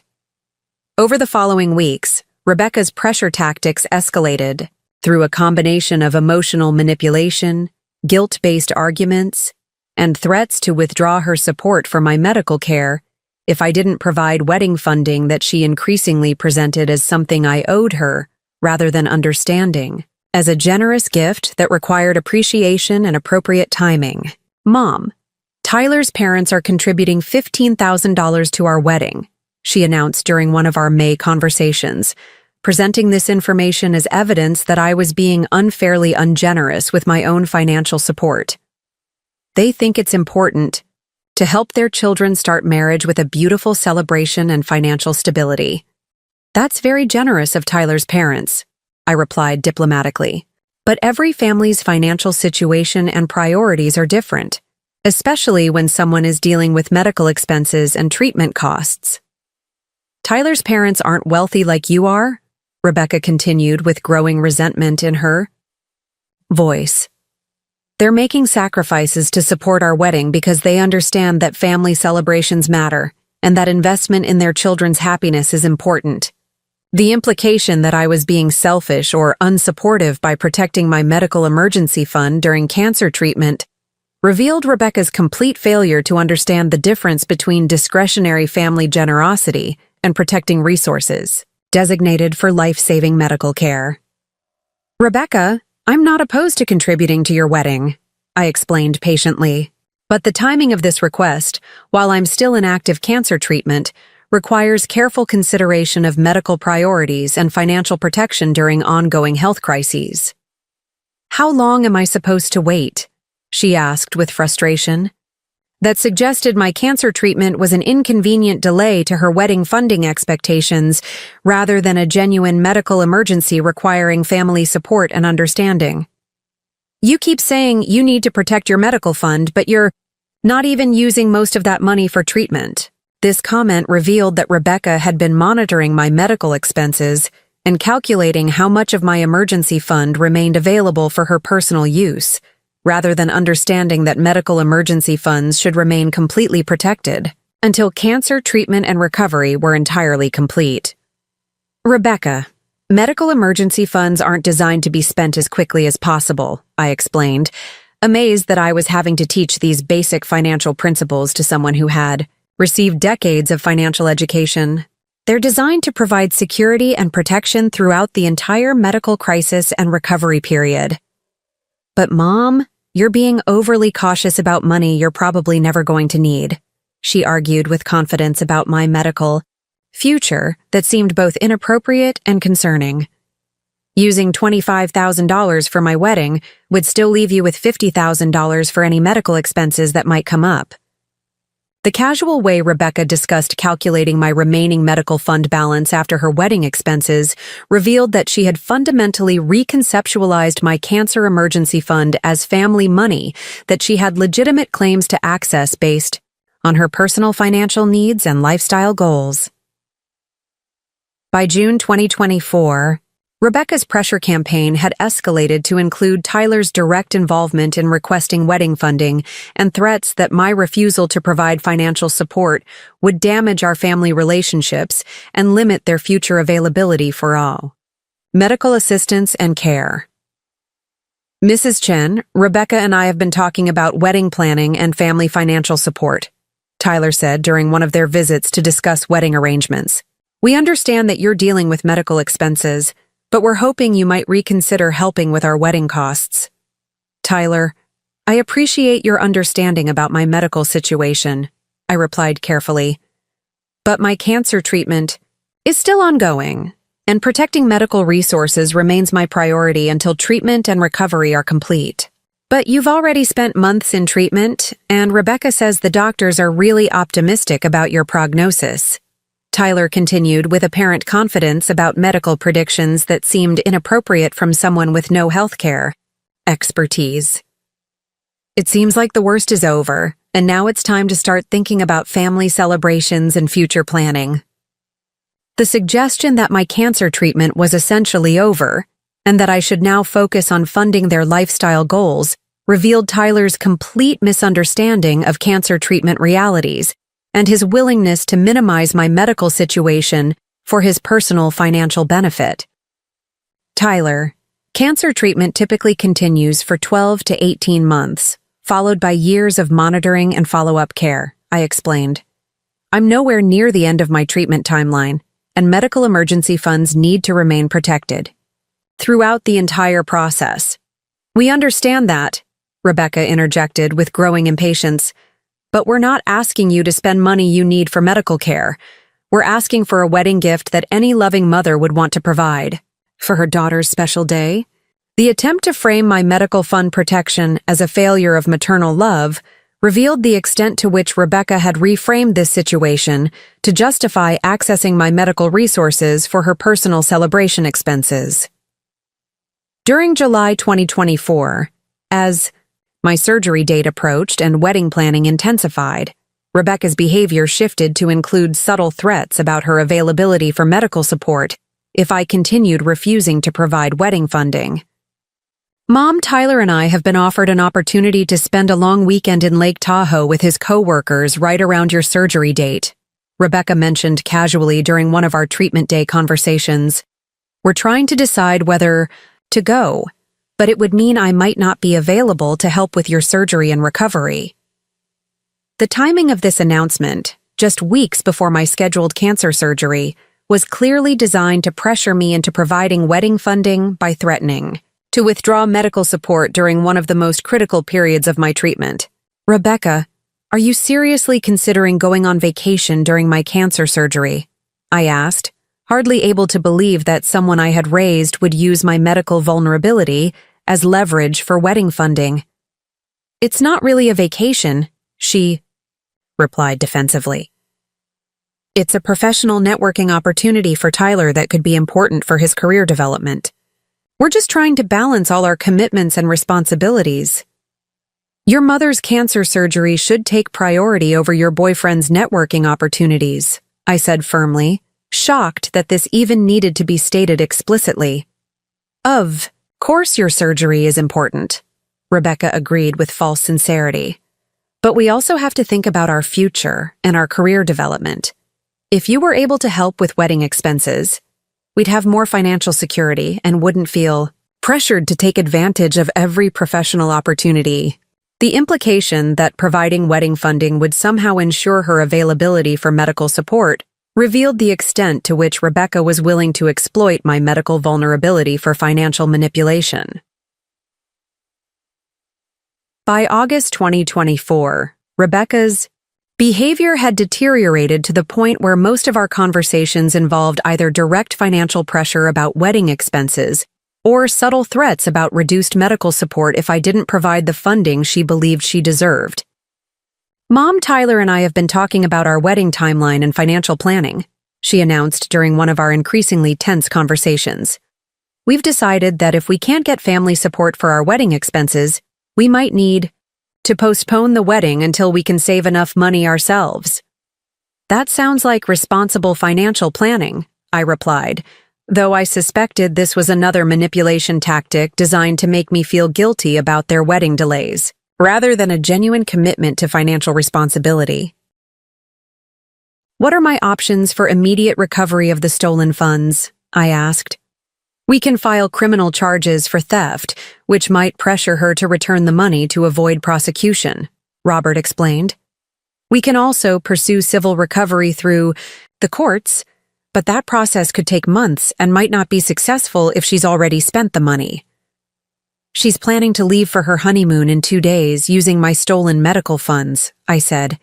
Is there any way to prevent her from leaving the country with my money?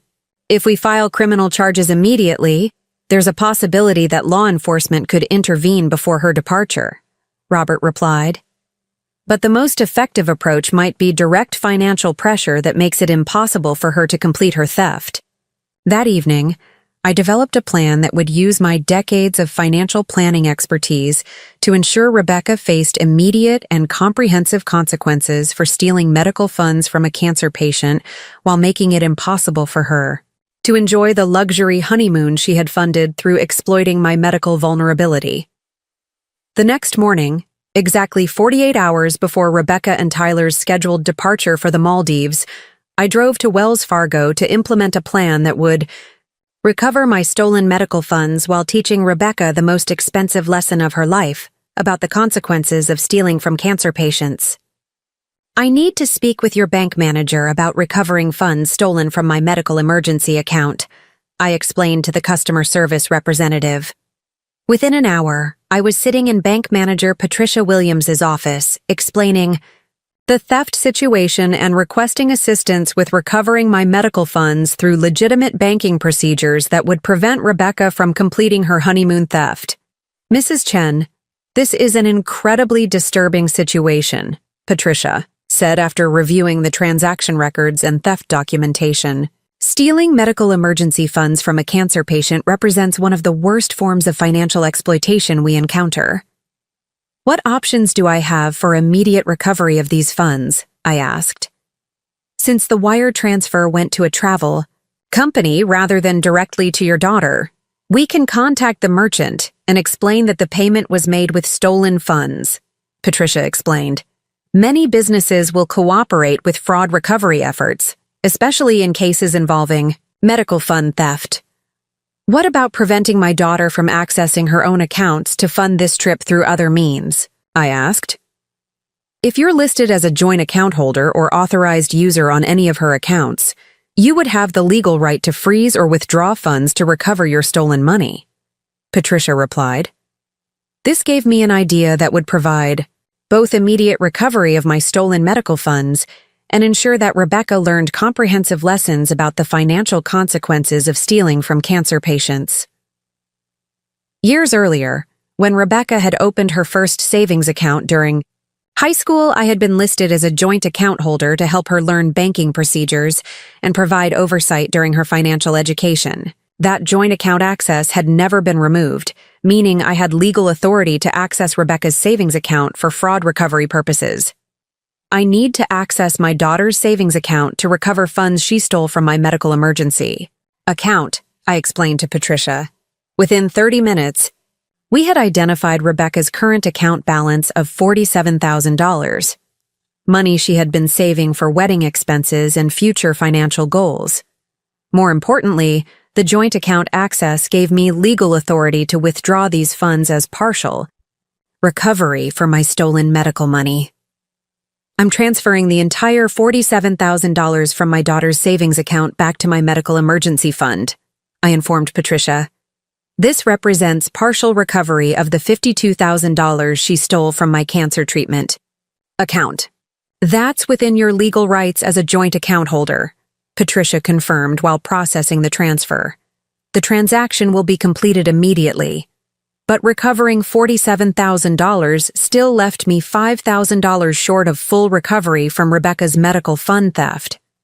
More importantly, I wanted to ensure that Rebecca faced comprehensive consequences that would teach her unforgettable lessons about the cost of stealing from cancer patients. That afternoon, exactly 24 hours before Rebecca and Tyler's scheduled honeymoon departure, I called Rebecca to inform her about the consequences of her medical fund theft and give her one final opportunity to understand the magnitude of her betrayal. Rebecca, I need to inform you that I've recovered $47,000 of the money you stole from my cancer treatment fund by withdrawing your entire savings account balance, I announced without preamble. The silence that followed was profound as Rebecca processed what I had just told her. You took all my savings? She asked with shock and disbelief. I recovered money you stole from my medical emergency fund, I corrected. The money in your savings account is now paying for part of the cancer treatment fund you stole for your honeymoon. But that's my money that I saved for months for wedding expenses and our future, Rebecca protested with genuine panic in her voice.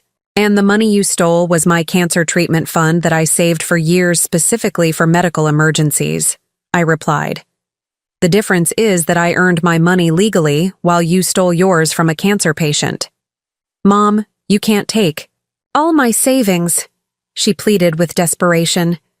Tyler and I need that money for our honeymoon and our new life together. You should have thought about that before you stole my medical emergency fund, I said firmly. Actions have consequences, Rebecca, and stealing from cancer patients has very expensive consequences. But we're supposed to leave for the Maldives tomorrow, she said with growing panic about her travel situation. We can't afford the trip without my savings. Then you'll have to cancel your honeymoon, just like cancer patients have to cancel vacation plans when family members steal their medical funds, I replied without sympathy. Mom, please reconsider this, Rebecca begged with genuine desperation. I promise I'll pay back every penny of the money I borrowed from your medical fund. Please don't ruin our honeymoon over this misunderstanding. Rebecca, this isn't a misunderstanding, I explained patiently. This is theft of medical emergency funds from a cancer patient, and the consequences you're experiencing are exactly what people should expect when they steal from family members during medical crises. That evening, Rebecca and Tyler arrived at my house in a state of panic and desperation, begging me to return Rebecca's savings so they could complete their honeymoon plans without acknowledging the seriousness of the medical fund theft or taking responsibility for the betrayal. Mrs. Chen, please reconsider taking Rebecca's savings, Tyler pleaded with obvious anxiety about their financial situation. We understand that you're upset about the money Rebecca borrowed, but taking all her savings seems like an overreaction. Tyler, Rebecca didn't borrow money, I corrected firmly. She stole $52,000 from my cancer treatment fund to pay for your luxury honeymoon. What I've done is recover stolen money through legal means. But we can't afford our honeymoon without Rebecca's savings, he continued with focus on their vacation, rather than acknowledging the medical fund theft. We've been planning this trip for months, and it's supposed to be the most special experience of our lives.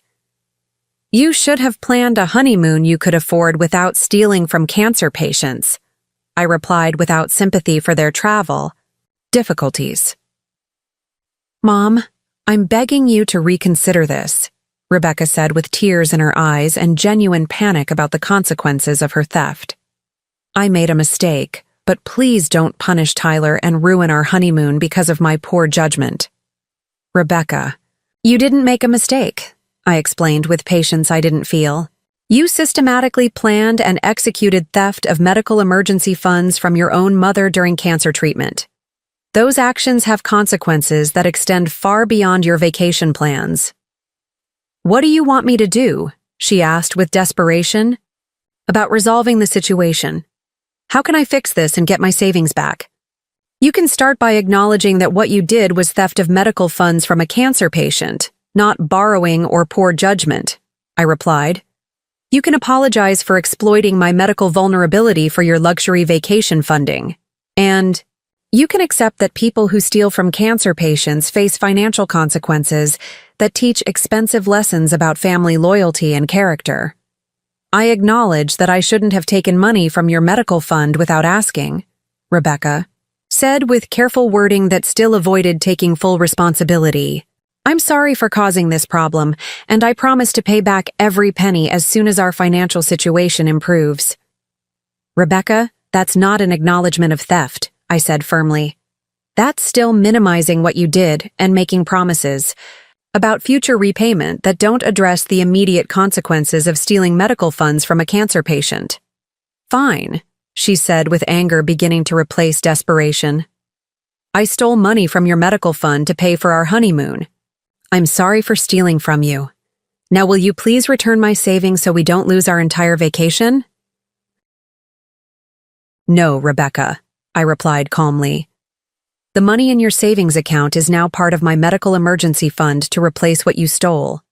The consequences of stealing from cancer patients include losing access to money that could fund the luxury vacations you stole medical funds to pay for. So you're saying our honeymoon is completely ruined because of this? Tyler asked with anger about their vacation situation rather than concern about medical fund theft. I'm saying your honeymoon is ruined because Rebecca stole medical emergency funds from a cancer patient, I corrected. I didn't ruin your vacation. Her theft ruined your vacation. The next morning, 2 hours before Rebecca and Tyler's scheduled departure for the Maldives, I received a phone call from Rebecca making one final desperate attempt to recover her savings and salvage their stolen honeymoon. Mom, Tyler and I are at the airport, and we're begging you to reconsider taking my savings, she said with panic and desperation in her voice. We can't afford this trip without that money, and we'll lose everything we've already paid if we can't go. Rebecca, you'll lose the money you stole from my medical fund, I corrected. The money you're losing is cancer treatment funds you had no right to take in the first place. But this is our honeymoon, she pleaded with genuine anguish about missing their luxury vacation. This is supposed to be the most special trip of our lives and you're destroying it over money.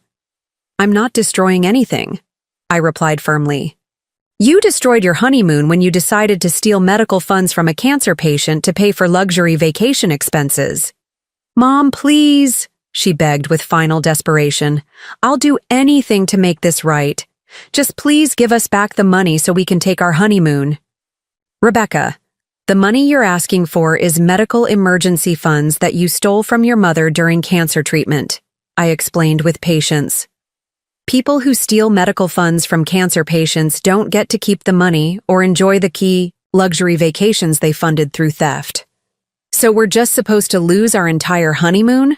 She asked with anger and disbelief about the consequences of her theft.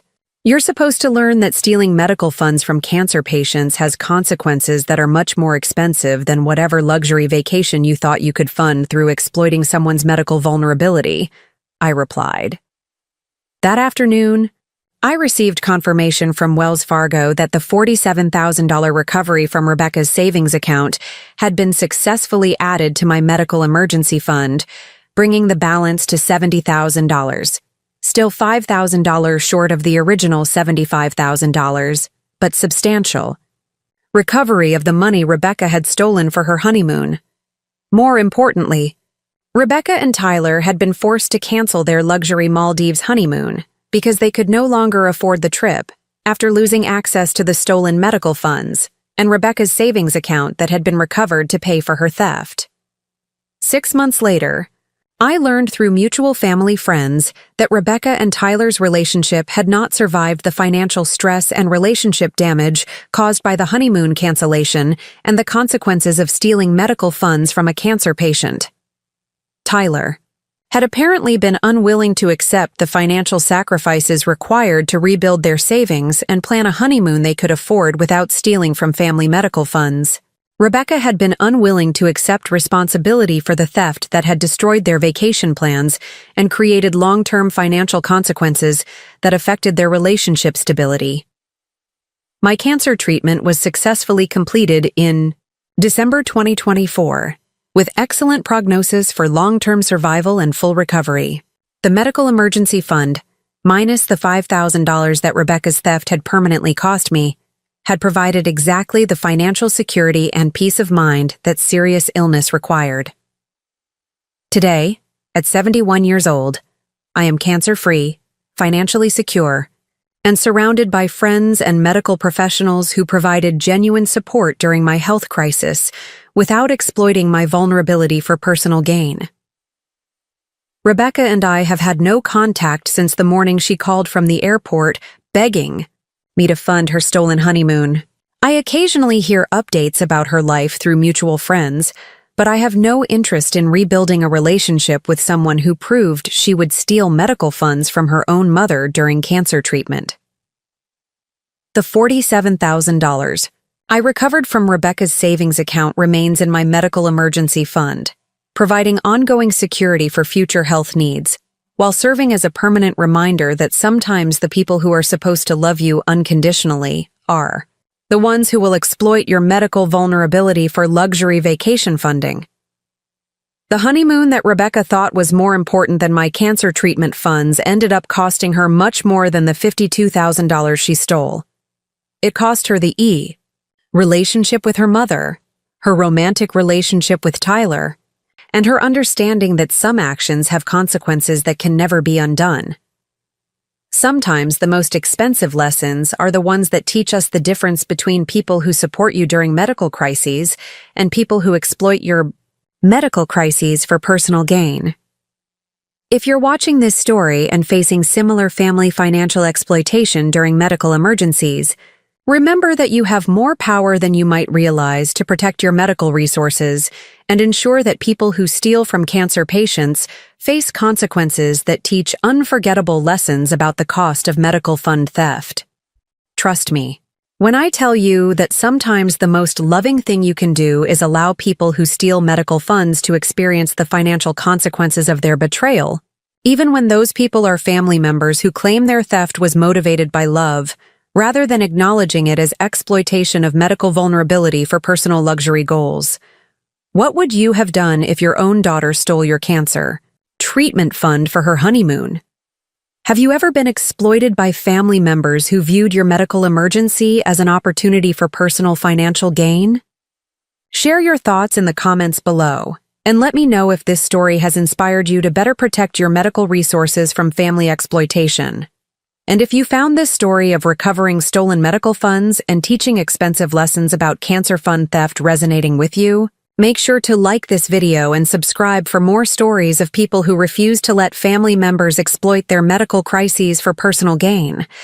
Sometimes the coldest betrayal leads to the most important education about protecting yourself from people who would steal medical funds from cancer patients, even when those people share your DNA and claim their theft was motivated by love rather than greed. As I sit here today, 2 years after Rebecca's theft and 18 months after completing my cancer treatment, I often reflect on the lessons that this devastating experience taught me about family relationships, medical vulnerability, and the importance of protecting yourself from people who would exploit your health crises for personal gain. The most surprising discovery wasn't that Rebecca was capable of stealing my medical funds. It was how systematically she had planned the theft while maintaining the appearance of devoted family support during my cancer treatment. The betrayal wasn't impulsive or desperate. It was calculated, strategic, and designed to maximize her personal benefit while minimizing the chances of immediate detection. Professional financial advisors often warn clients about family exploitation during medical emergencies, but experiencing it firsthand taught me that no amount of professional expertise can fully prepare you for the emotional devastation of discovering that someone you love unconditionally views your medical crisis as an opportunity for personal financial gain. Rebecca's theft cost her far more than the $52,000 she stole from my cancer fund. The consequences extended far beyond the canceled honeymoon and destroyed relationship with Tyler. She lost the trust and support of a mother who had spent 30 years providing every possible advantage, education, and opportunity that love could offer. More significantly, she lost the inheritance and family financial security that could have supported her throughout her lifetime. My estate planning has been permanently modified to reflect the reality that Rebecca demonstrated she cannot be trusted with family financial resources, especially during times of medical vulnerability when character and loyalty are tested. My will now directs my substantial assets to medical charities, cancer research foundations, and organizations that provide genuine support to families facing medical crises without exploiting their vulnerability for personal gain. The American Cancer Society, Stanford Medical Center's Cancer Research Fund, and the National Breast Cancer Foundation will benefit from the wealth that Rebecca apparently believed she was entitled to access based on family relationship rather than earning through demonstrated character and genuine care. The $1.8 million portfolio, Palo Alto property, and remaining medical emergency funds will support organizations that understand the sacred nature of medical resources and the importance of protecting cancer patients from financial exploitation rather than viewing their medical funds as opportunities for luxury vacation funding. Rebecca has made several attempts over the past 2 years to rebuild our relationship and earn forgiveness for what she continues to characterize as a mistake, rather than acknowledging as systematic theft and exploitation of medical vulnerability. Her apologies consistently focus on her regret about the consequences she faced, rather than demonstrating genuine understanding of the betrayal she committed. Last Christmas, she sent a card expressing her desire to move past this misunderstanding and rebuild our family relationship without acknowledging that stealing medical funds from cancer patients isn't a misunderstanding that can be resolved through holiday greetings and superficial apologies. 6 months ago, she called to inform me that she was engaged to someone new, a financial advisor named David who understands the importance of family relationships and financial responsibility. She apparently hoped this news would demonstrate that she had learned from her previous relationship mistakes and was ready to rebuild family connections. But her conversation revealed that she still fundamentally misunderstood the nature of her betrayal. She spoke about Tyler as someone who had pressured her into poor financial decisions, rather than acknowledging that she had independently chosen to steal medical funds for luxury vacation expenses. She presented her new relationship as evidence of personal growth, rather than demonstrating genuine remorse for exploiting medical vulnerability. Most tellingly, she asked whether her engagement might be an appropriate time to discuss family, financial planning, and inheritance arrangements that would provide security for her new marriage. Even 2 years after stealing my cancer fund, Rebecca apparently still viewed my assets as family resources. She had legitimate expectations to access based on relationship status, rather than understanding that inheritance must be earned through demonstrated character and genuine family loyalty. The conversation confirmed that Rebecca had learned nothing meaningful from the consequences of her medical fund theft. She remained focused on accessing family financial resources rather than understanding that her betrayal had permanently damaged trust and eliminated any possibility of inheritance or financial support. Dr. Rodriguez often asks about my family support system during follow-up appointments, and I've learned to explain that my support network consists of friends, medical professionals, and charitable organizations that provide genuine care without expectations of financial reward or access to medical resources. Family support during cancer treatment is crucial, he observed during one of our recent consultations, but it's better to have no family support than to have family members who exploit medical vulnerability for personal gain. His observation perfectly captures the lesson that Rebecca's betrayal taught me. Genuine support during medical crises is invaluable, but conditional support that comes with hidden financial agendas is more damaging than no support at all. Friends who provided real assistance during my cancer treatment, driving me to appointments when Rebecca was busy, preparing meals during recovery periods, and offering companionship without expecting financial rewards, demonstrated what family support should look like. Their care was unconditional, consistent, and focused entirely on my well-being rather than their personal benefit. These relationships have deepened and strengthened during my recovery period, providing the family-like support that blood relationships failed to offer. Carol Martinez, who drove me to chemotherapy sessions when Rebecca started prioritizing wedding planning over medical support, has become closer than a sister. James Wong, who handled my grocery shopping and household tasks during treatment recovery, demonstrated more family loyalty than my own daughter. My medical emergency fund, now restored to $70,000 through Rebecca's forced repayment and continued contributions, provides ongoing security for future health needs, while serving as a permanent reminder of the importance of protecting medical resources from family exploitation. The experience has also enhanced my professional effectiveness as a financial advisor. Clients facing medical emergencies now benefit from my firsthand understanding of family financial exploitation patterns and the strategies needed to protect medical resources from relatives who view health crises as opportunities for personal gain. For anyone watching this story who recognizes similar patterns in your own family relationships, remember that medical vulnerability doesn't obligate you to accept exploitation, manipulation, or theft from family members who prioritize their lifestyle goals over your medical needs. You have the right to protect medical resources from family theft, regardless of the personal relationships involved. You have the authority to modify inheritance and estate planning based on demonstrated character rather than family obligations. And you have the power to ensure that people who exploit medical vulnerability face consequences that teach expensive lessons about the cost of stealing from cancer patients.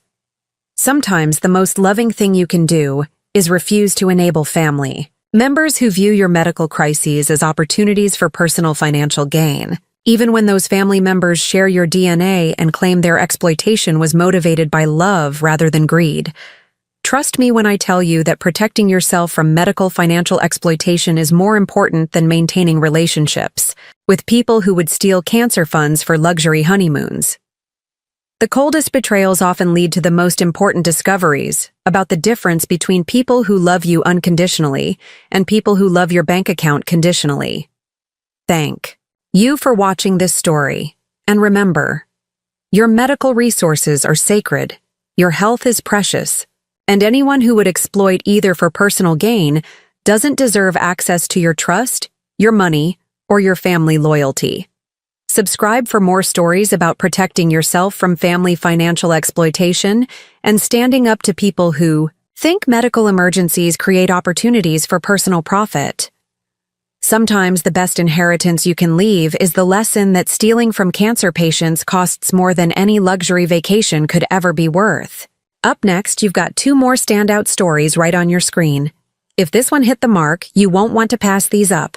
Just click and check them out. And don't forget to subscribe and turn on the notification bell so you don't miss any upload from us.